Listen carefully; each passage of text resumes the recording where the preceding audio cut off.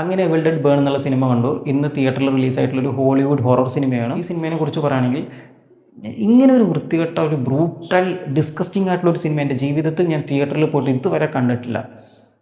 ഇതിൽ സീനുകളൊക്കെ എടുത്തു വെച്ചാണല്ലോ നമുക്ക് സ്ക്രീനിൽ നോക്കിയിരിക്കാൻ പറ്റില്ല. ചില സീൻസ് അല്ല, ഒരു പകുതി സീൻസും ഇതിൽ തിയേറ്ററിൽ നമുക്ക് കണ്ണ് തുറന്ന് കണ്ടിരിക്കാൻ പറ്റാത്ത സീനുകളാണത്. അത്രയും പച്ചക്കായിട്ടുള്ള സീൻസാണ്. ഈ ഡെവിൾസ് വന്നിട്ട് ഈ ഹ്യൂമൻസിനെ എങ്ങനെ അറ്റാക്ക് ചെയ്യും, അവരുടെ ഓർഗൻസ് എങ്ങനെ പുറത്തെടുക്കുന്നതും അത് കഴിക്കുന്നതും, അതുപോലെ തന്നെ തല പൊളിച്ച് ചോര വരുന്നതും, അങ്ങനെ എനിക്കിതിൽ കൂടുതൽ പറയാൻ പറ്റില്ല.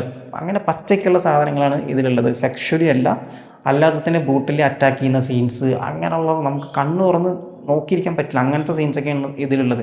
നമ്മൾ ഒ ടി ടിയിൽ കുറേ സിനിമകളൊക്കെ കണ്ടിട്ടുണ്ടെങ്കിലും, ഈ സ്ലാഷർ ഹൊറർ ബ്രൂട്ടൽ സിനിമകളൊക്കെ ഒ ടി ടിയിൽ കണ്ടിട്ടുണ്ടെങ്കിലും, തിയേറ്ററിൽ എൻ്റെ ലൈഫിൽ ആദ്യമായിട്ട് കാണുന്ന ഒരു സിനിമയാണിത്.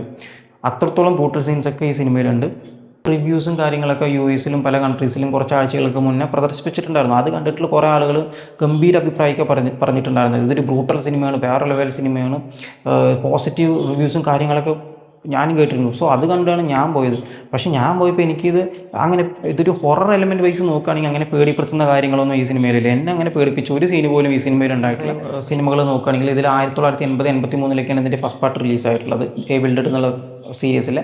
സോ ഞാൻ ആ സിനിമ കണ്ടിട്ടില്ല. ഞാൻ കണ്ടത് 2013 എവിൽ ഡെഡ്, പിന്നെ 2023 എവിൽ ഡെഡ് റൈസ്, ഇപ്പോൾ 2026 എവിൽ ഡെഡ് ബേൺ. ഇതിൽ എനിക്ക് ഏറ്റവും ഫേവറേറ്റ് 2013 എവിൽ ഡെഡ് ആണ്.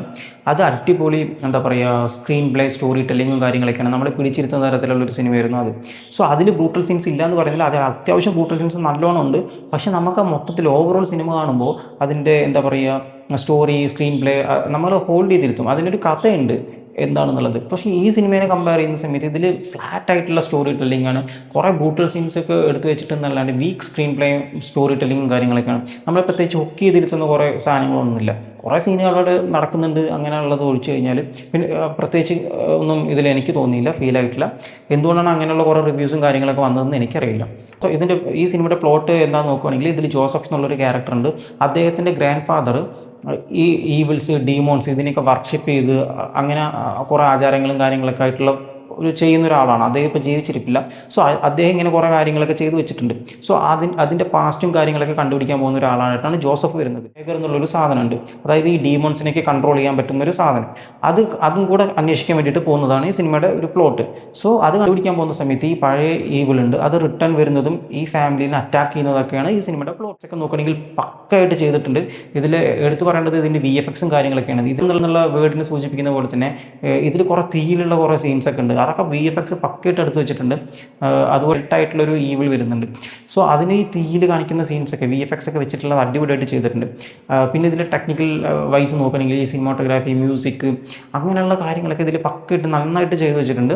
പിന്നെ ഇതിലെ സീനൊക്കെ നോക്കുകയാണെങ്കിൽ ബാത്റൂമിൻ്റെ ഉള്ളിൽ ഈ റൂഫിൻ്റെ മേലെ കൂടെ പോകുന്ന സീൻസൊക്കെ ഉണ്ട്. ഈ 360 ഡിഗ്രിയിൽ ഇങ്ങനെ കറങ്ങിക്കൊണ്ട് പോകുന്ന സീൻസും ഈ തലകീഴായിട്ട് വരുന്ന സീൻസ്, അങ്ങനെ കുറേ സീൻസൊക്കെ എടുത്ത് വെച്ചിട്ടുണ്ട്. അതൊക്കെ ഗംഭീരമായിട്ടുള്ള മേക്കിങ്ങും കാര്യങ്ങളൊക്കെയാണ്. ചില സീനൊക്കെ കണ്ടുപോയി കഴിഞ്ഞാൽ ഞെട്ടിപ്പോവും. സ്റ്റാർട്ടിങ്ങിൽ എവിലിനെ കാണിക്കുന്ന കുറേ സീനൊക്കെ ഉണ്ട്. ഈ ഷോർട്ടായിട്ട് ഈ ഷോർട്ട് ബൈ സീൻസ് ഒക്കെ ആയിട്ട് ഇങ്ങനെ ഇടയിൽ ഇങ്ങനെ വന്നായിട്ട് പോകുന്ന സീനുകൾ, അതൊക്കെ നന്നായി എടുത്ത് വെച്ചിട്ടുണ്ട്. ആ സമയത്ത് നമുക്ക് കുറച്ച്, എന്താ പറയുക, പേടിപ്പിക്കുന്ന സീൻ അല്ലെങ്കിലും സോ ആ സ്ക്രീനിൽ നമ്മൾ ആ സീനൊക്കെ കാണുമ്പോൾ അതിൻ്റെ മേക്കിങ്ങും കാര്യങ്ങളൊക്കെ അടിപൊളിയായിട്ടുണ്ട്. പിന്നെ ഇതിൻ്റെ മേക്കപ്പ് കാര്യങ്ങൾ, ഈ പ്രോസ്തറ്റിക് മേക്കപ്പ്, ഈ എവിൾസിൻ്റെ ഈ ബ്രൂട്ടലായിട്ട് കുറേ സീൻസൊക്കെ ഉണ്ടല്ലോ, നമുക്ക് അറപ്പ് തോന്നിക്കുന്ന കുറേ സീൻസൊക്കെ ഉണ്ട്.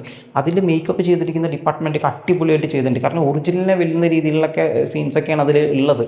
നമുക്കതിനത് കണ്ടുള്ള സിനിമയാണല്ലോ ഈ കോഞ്ചറിങ്, നണ്ണ്, അതുപോലെ തന്നെ ഇൻസൈഡ് ചാപ്റ്റർ, ഇതുപോലുള്ള സിനിമ പ്രതീക്ഷിച്ചിട്ട് ആരും പോകണ്ട. ഇതിൽ ജംപ് സ്കെയേഴ്സ്, അതുപോലെ തന്നെ ബെഡിൻ്റെ അടിയിൽ നിന്ന് പ്രേതം വരുന്നത്, ബാക്ക് സൈഡിൽ നിന്ന് പ്രേതം വരുന്നത്, ജംപ് സ്കെയേഴ്സ്, അങ്ങനെ പേടിപ്പിക്കുന്ന സീൻസ് ഒന്നും ഈ സിനിമയിലില്ല. ഇതിൽ പക്ക ബ്രൂട്ടലായിട്ടുള്ള ഡീമോൺസ്, എവിൾസൊക്കെ വന്നിട്ട് ഹ്യൂമൻസിനെ അറ്റാക്ക് ചെയ്യുന്നതും ബ്രൂട്ടലായിട്ട് ചെയ്യുന്ന സീൻസുകളൊക്കെയാണ് ഇതിലുള്ളത്. സോ അത് മൈൻഡിൽ വെച്ചിട്ട് സിനിമ കാണാൻ പോയാൽ മതി. അല്ലാത്ത ആളുകളാണെങ്കിൽ സിനിമ പോയി കഴിഞ്ഞാൽ നിങ്ങൾക്ക് ഡിസപ്പോയിൻമെൻ്റ് ആയിരിക്കും. നിങ്ങളൊരു സ്ലാഷർ, ഹൊറർ, ബ്രൂട്ടൽ സിനിമയുടെ ഫാനാണെങ്കിൽ, അങ്ങനത്തെ സിനിമ ഇഷ്ടപ്പെടുന്ന ആളുകളാണെങ്കിൽ നിങ്ങൾക്ക് തീർച്ചയായിട്ടും കാണാം. അല്ലാതെ നിങ്ങൾ ഇങ്ങനത്തെ ഒരു ഹൊറർ, ഞാൻ പറഞ്ഞ പോലത്തുള്ള സിനിമകൾ പ്രതീക്ഷിച്ച് പോവുകയാണെങ്കിൽ നിങ്ങൾക്ക് ഡിസപ്പോയിൻമെൻ്റ് ആയിരിക്കും. സോ കാണണോ വേണ്ടതെന്നുള്ള കോൾ നിങ്ങളുടെയാണ്.